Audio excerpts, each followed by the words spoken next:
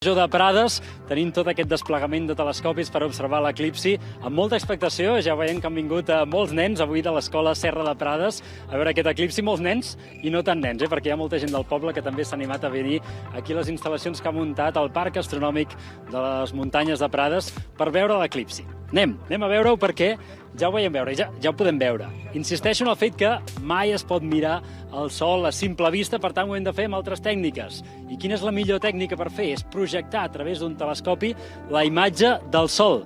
I ara mateix podem veure aquesta mossegadeta, que és pràcticament el màxim de l'eclipsi de sol que estem veient en aquests moments. La lluna comença a fer una mica d'ombra. Aquí el sol hi està tapant aproximadament un 3%. Aquí a les comarques de Tarragona, aproximadament un 3% del disc solar. Però hi ha alguns llocs, més cap al nord de Catalunya, on es pot arribar a tapar fins a un 5%. Per tant, doncs, malgrat sigui una porció molt petiteta, ja veieu doncs, que té... Vaja, és ben visible. Aleix Roig, bon dia.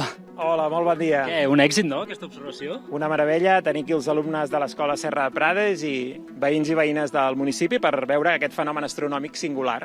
I a més, que la meteorologia està acompanyant, perquè tot i que hi ha alguns núvols prims no molesten i estem veient perfectament l'eclipsi. No hi ha cap tipus de problema, l'estem observant perfectament per projecció.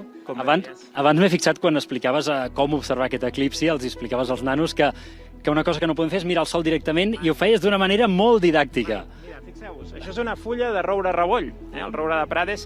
Posarem la fulla justament a davant de l'ocular i veurem com comença a sortir fum.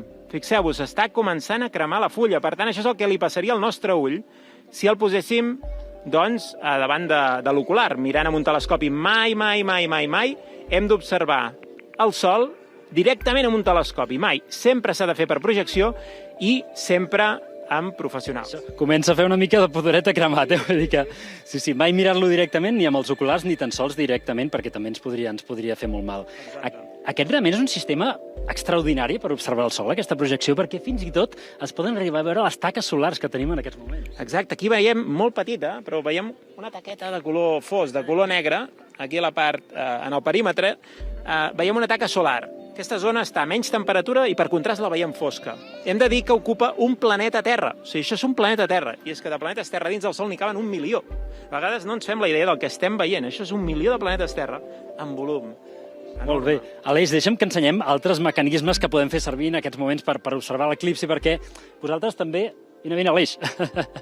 Perquè també heu fet servir una projecció una mica més casolana, que seria fent servir aquests binocles, enfocant cap al sol, mai mirant-los directament, però si no, a dins de la caixa. Aquí tenim un sistema més senzill, que és a partir d'una caixa de cartró i uns binocles. Igual si la Georgina ens pot ajudar a enfocar-ho, veurem que tenim la projecció justament de la silueta del sol en una pantalla.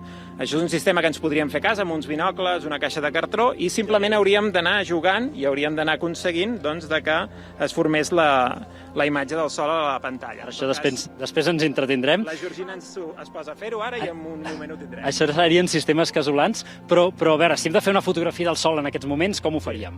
Quins serien els mecanismes? Allà tenim un telescopi amb filtres solars que està treballant de forma automàtica i capturant imatge. De fet, aquest és un telescopi que habitualment fem servir per fotografia nocturna i avui hi hem posat un filtre, justament per bloquejar la llum del sol i poder veure doncs, totes aquestes fases de la parcialitat d'aquest eclipse. Aleix, avui podem dir que tenim un tastet del que podrien ser eclipsis més interessants que vinguin en un futur, perquè això és un 3, un 5%, al millor dels casos, que pot quedar eclipsat. Quins seran els futurs eclipsis que veurem a Catalunya? Doncs l'any 25 en tenim un, però que tothom es reservi l'agenda, perquè el 12 d'agost del 2026, al sud de Catalunya, Terres de l'Ebre, tenim un eclipsi total de sol. Per tant, veurem que de dia es fa de nit i veiem el cel estrellat. De fet, es produirà cap al capvespre, 12 d'agost de l'any 2026, i per tant podrem veure allò que diem dues postes de sol. Es anirà ponent el sol, de cop i volta el sol quedarà tapat per la lluna, es farà fosc, després tornarà a fer de dia i ja es anirà fent aquesta posta de sol. De dir que és un fenomen molt singular i que ja estem en el compte enrere. I aquí a les muntanyes de Prades estareu a l'epicentre per observar aquest fenomen. Aleix, moltíssimes gràcies per avui ajudar-nos a muntar tot aquest desplegament de telescopis, que vagi molt bé l'observació. Nosaltres, si us sembla, podem veure com està ara mateix l'eclipsi solar en el moment del màxim. Espera, haurem de moure una mica el telescopi en el moment del màxim, tenint tota aquesta porció de sol eclipsada per la Lluna, un 3%, i deixem-me que us ensenyi també en altres llocs d'Europa, perquè hi ha una simulació de com es pot estar veient o com es veurà en els pròxims minuts l'eclipsi parcial de Sol. És un eclipsi que, en el millor dels casos, a la zona de Rússia pot arribar a tapar fins a un 80% del disc solar. Es veurà cap a Europa, nord d'Àfrica i la zona més occidental de l'Àsia. Ja per acabar, deixem que parli amb els nanos a veure quina experiència han tingut. No sé si és la primera vegada. Qui ha vist de vosaltres l'eclipsi aquí ja? El Lluc l'ha vist? Sí? És la primera vegada que veus un eclipsi? Sí. Sí? Què t'ha semblat? Molt xulo, perquè era una rodona com el sol i no es veia tot una rodona, es veia... Una mica menjat, oi? Sí. I ara entre tu i jo, t'esperaves una miqueta més o què? Sí. Però això no ho direm a ningú.